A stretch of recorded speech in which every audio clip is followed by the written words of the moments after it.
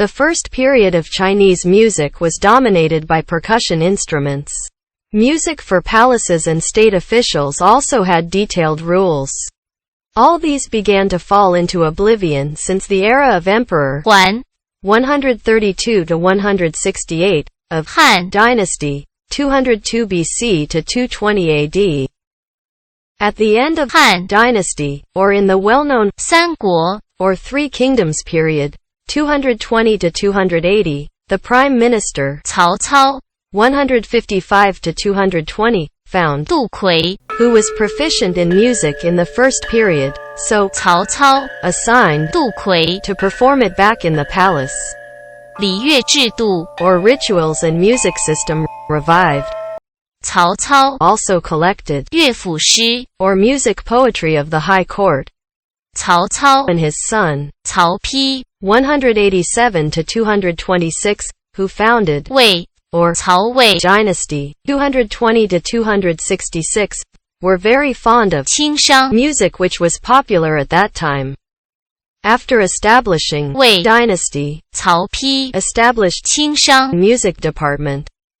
In Chinese bureaucratic 琴棋书画 or music, chess, calligraphy and painting philosophy, where a scholar was required to be skillful on all those four scopes, music referred to playing 古琴 or ancient Chinese lyre. The video of first period of this series has introduced this. 古琴 In brief, 古琴 music was honored in scholar realm, and their research on 古琴 gave birth to 琴学 or music studies, although during Han dynasty there were already 琴操 or guidance on playing, 古琴 a writing especially on 古琴 in a format of question and answer. 古琴 Technique was getting mature. Later, there were born scholars who were prominent players of 古琴 such as 阮籍 210 to 263 and 嵇康 223 to 262.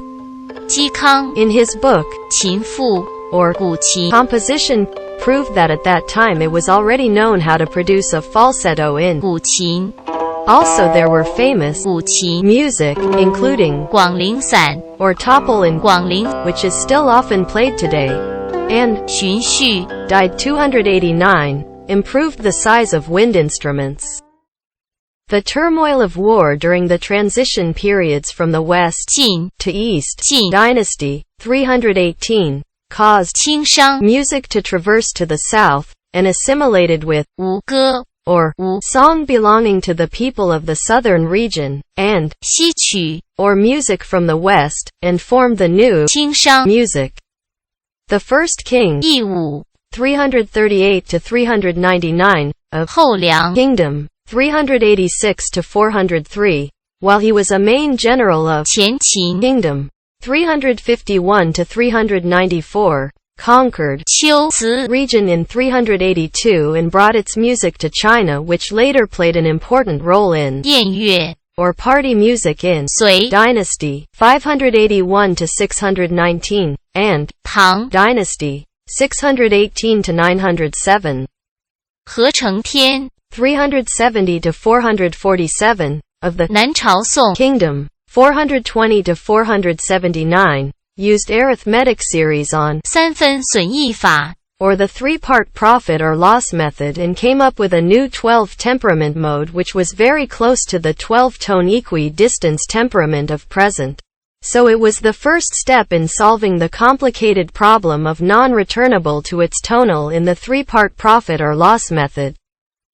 Emperor 孝文 467 to 499 of the colonialist 北魏 dynasty 386 to 535 collected and organized 轻商 music to become court music, and together with music from his own culture became the two main Chinese music categories which were later called 华夏正声 or the original voice of China.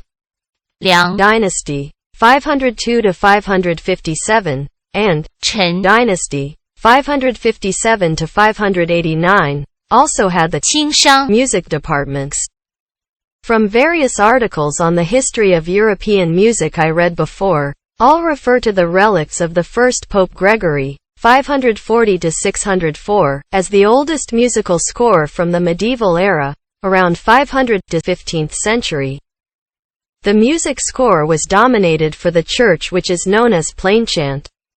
In honor of Pope Gregory, plain chant is more often called the Gregorian chant. The form was the vocal as its center, conveying hymns in Latin, and accompanied by a pipe organ that simply imitated the melody. After the availability of pumps in the 7th century, the pipe organs in Europe churches became larger and louder. Its playing developed to organum, which was two parallel melodies but in different octaves. The next, it was also accompanied by its dominant, or perfect fifth parallel. This form is referred to as the origin of the counterpoint idea, which began to develop further in the 9th century into the early polyphonic with a second voice that was no longer in parallel with the melody. During Sui and Tang dynasties, China was unified and Tang reached the center position in the world with its open policy. All nations visited the highly developed capital, Chang'an. That's where China absorbed a lot of cultures, including music, from the outside. Experienced a mixture of music with various ethnicities that had started since the previous dynasties with neighboring countries of the Northwest, which eventually established music, singing, and dancing, the most prominent theme of musical art in this whole second period during the reign of Emperor Xuanzong, or better known by his alias as Minghuang, 712 to 756. The court party music was called 宴乐, which consisted of music from every tribe, including some from outside. Primarily, Qingshang, music from Xiliang, region, music from Gaochang, region, music from Qiuci, region, Kangguoyue, or music from Kang, kingdom, Anguoyue, or music from An, kingdom, Tianzhuyue, or Indian music, music from Gaoli, or Korean region, and so on. Among these, the most important were music from Qiuci, region, music from Xiliang, region. Influenced by music from Qiuci, region, 84 tones emerged as 28 宴乐, tones music theory. 宴乐, Performance consisted of sitting and standing parts as mentioned in the poem, 吏部记, or standing skills, by the famous poet, 白居易, 772 to 846. 宴乐, Inherited the tradition court music and joined with the cores of all the tribes' music to form the 散序、中序、拍序、破变 or 五变 structures.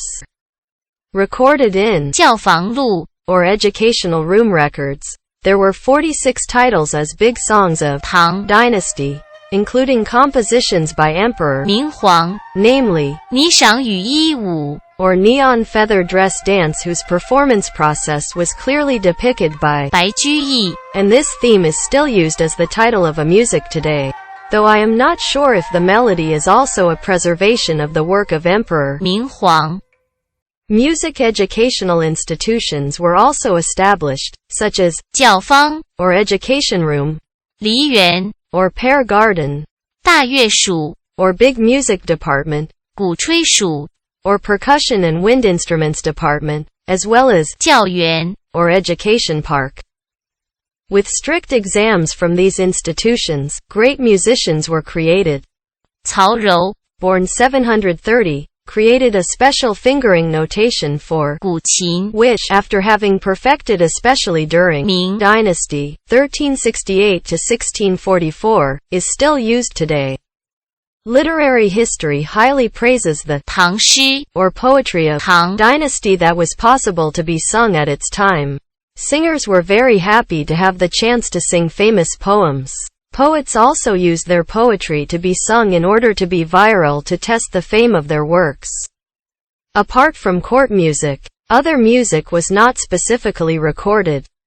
The famous singer, 李龟年 graduated from 梨园 was only recorded in the poems 江南逢李龟年 or met 李龟年 in 江南 by 杜甫 712 to 770 and 赠李龟年 or dedicated to 李龟年 by 李端 732 to 792. 琵琶 or Chinese lute, was one of the main musical instruments. The shape was similar to the current 琵琶 and the way of playing 琵琶 in Southern music today still retains some of the characteristics of playing 琵琶 from唐 dynasty. It is recorded as well that the horse-tailed fiddle as a stringed and bowed musical instrument came in from outside tribes of the North region. At the end of Tang dynasty, it was getting popular with a kind of storytelling cabaret as the prototype for mini-operas. There were players who preened, sang and danced, and accompanied by music and songs. This form, with the addition to the mix of northern and southern music, drove bigger opera forms in together with the flourish of folk music. Then Chinese music went into its third period. At the same time, Europe developed more and more accurate music notations that the oldest folk music scores relic was dated from the 11th century before the era of Renaissance begun. That's all for this video on the second period of Chinese music. Thank you for watching.